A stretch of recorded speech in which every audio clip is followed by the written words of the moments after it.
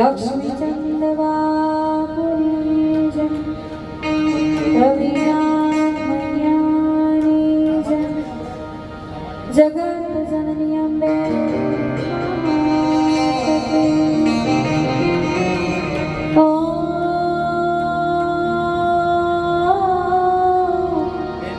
નમ પાર્વતે પતે હર મહાદેવ હર.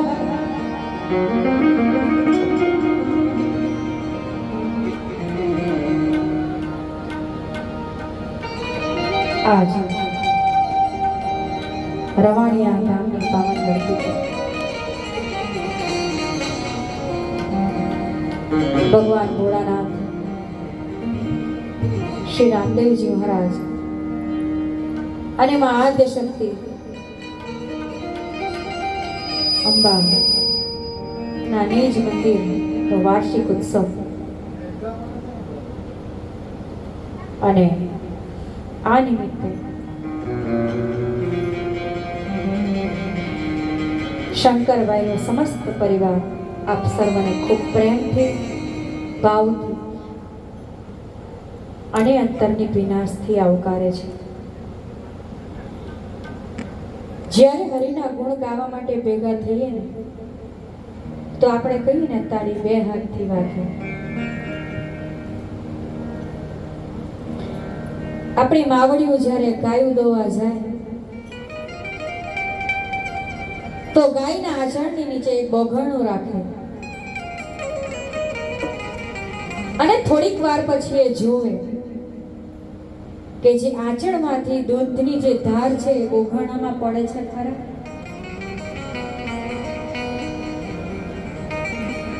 અને બોઘાણામાં ન પડે તો શું થાય? વ્યય થાય ને. સમજ પડે છે ને? બરાબર. તો સારું. એટલે જ્યારે આપણો સમયનો આપણે સદુપયોગ કરવા આવ્યા છીએ ત્યારે આજે ભક્તિ રસની ધાર છે ને સીધે સીધી આપણા હૃદયની અંદર ઉતરી જવી જોઈએ. આ સમય આપણો વ્યર્થ ન થાય ને એનું આપણે ધ્યાન રાખીએ, કારણ કે સમય બહુ કિંમતી છે. કારણ કે સમય પાસે પણ જો આપણે સમય માંગીએ ત્યારે એની પાસે સમય નથી હોતો આપણને આપવાને માટે. બધી નાની નાની આ સંતોની માનવિક વાતો છે, ઝીણી ઝીણી વાતો છે, જે આપણે આ અમૂલ્ય લાભ લેવાને માટે ભેગા થયા છીએ ત્યારે આપણા સમયનો જરા પણ દુરુપયોગ ન થાય, આપણો સમય જરા પણ ન વેડફાય ને એનું આપણે ધ્યાન રાખીએ. તો આપ સર્વને આ રવાણિયા ગામની પાવન ધરતી પર ખૂબ ખૂબ આવકાર છે. અને આ જ ધરણી ઉપર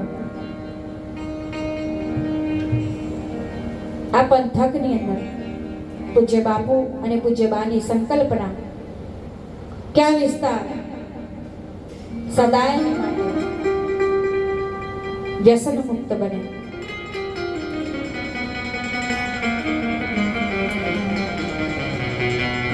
આ વિસ્તાર હંમેશા માંસાહારથી મુક્ત બને, મદિરાપાનથી મુક્ત બને, એવો એમનો એક પ્રયત્ન, અને એ પ્રયત્ન હજી પણ ચાલુ જ છે. એમાં કોઈ ફેરફાર નથી. રસ્તામાં આવતા મેં જોયું તો રોડની આજુબાજુ કંઈક એવી દુકાનો હતી. આપણું જઠારકની છે ને એક હવન કુંડ છે, એક યજ્ઞ વેદી છે, એને આપણે સ્મશાન બનાવી રહ્યા છીએ. કોઈ પણ મૃત જીવ ક્યાં જાય?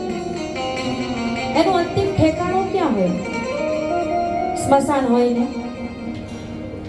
થોડો હા કે નાનો જવાબ આપજો તો મને ખબર પડે કે ભાઈ બોલું છું એ સમજાય છે. દૂધ બહાર નથી જતું ને બોઘણામાંથી.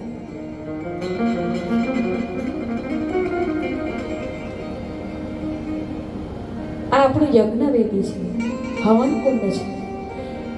એની અંદર દિવ્ય વસ્તુ પ્રધરાવવામાં આવે અને જે મૃત વસ્તુ છે ને એ સ્મશાનમાં જાય. આજ આપણે આ જઠાર અગ્નિને સ્મશાન બનાવી રહ્યા છીએ.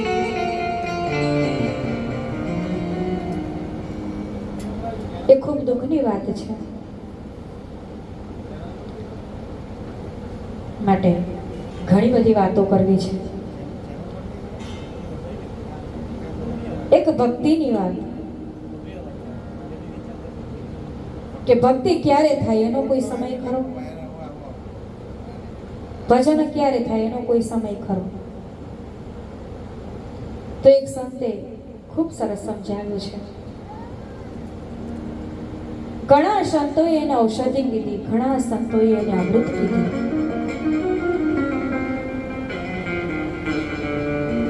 એક રીતે આપણે જોઈએ તો આપણે બીમાર હોઈએ ને ઔષધ લઈએ ને તો એ સારી વાત છે,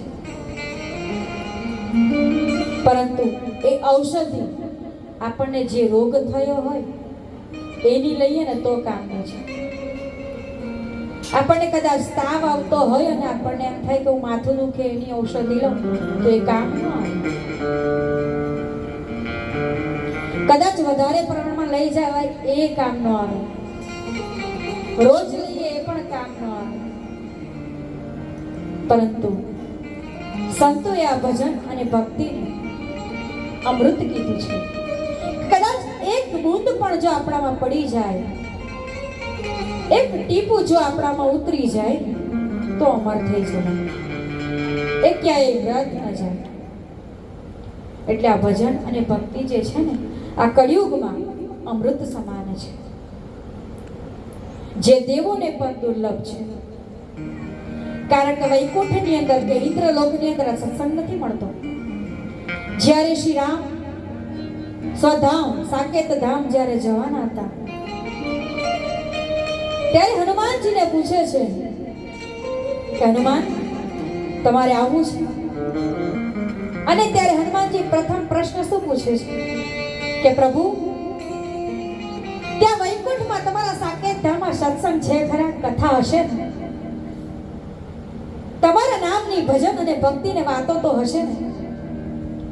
અને ત્યારે પ્રભુ શ્રી રામ કહે છે હનુમાન ત્યાં બધું જ છે પણ સત્સંગ નથી. અને ત્યારે હનુમાનજી કહે છે પ્રભુ જ્યાં તમારી કથા નથી ને ત્યાં હું નથી. એટલે જ શ્રી રામ અને મા જાનકીએ હનુમાનજીને એવા આશીર્વાદ દીધા છે કે જ્યાં જ્યાં પણ શ્રી હરિનું કીર્તન થાય, જ્યાં જ્યાં પણ શ્રી રામચરિત માનસ કે એમના નામની ગાથાઓ વંચાય ને ત્યાં સૌ પ્રથમ આવનાર જો કોઈ વ્યક્તિ હોય, ભલે સૂક્ષ્મમાં સૂક્ષ્મ સ્વરૂપે પણ કેમ ન હોય, એ હનુમાનજી હોય. અને સૌથી છેલ્લે જવા વાળા પણ એ હનુમાનજી જ હોય છે. અને અજર અમર છે. અને આજ આપણે એમના ખોળામાં બેઠા છે,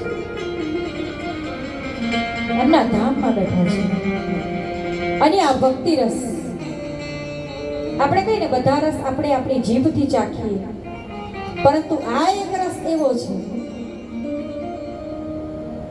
જે શ્રવણથી રેડાય છે, જે કાનથી રેડાય છે ને હિદે હિદો આપણા હૃદયની અંદર ઉતરી જાય છે. માટે આવો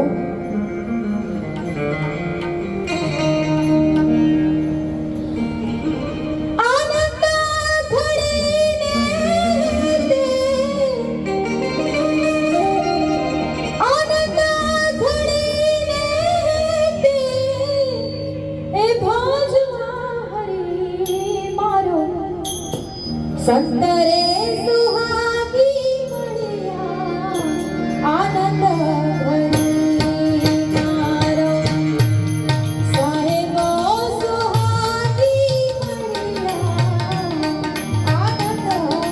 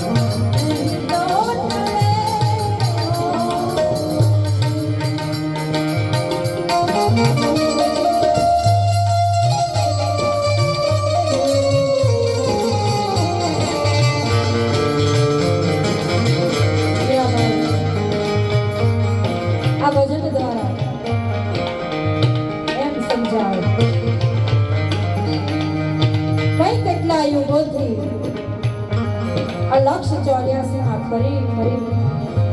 ફરી પાછા આ ઘણી કૃપા થઈ અને આ માનવનો દેહ મળ્યો. પણ જ્યાં સુધી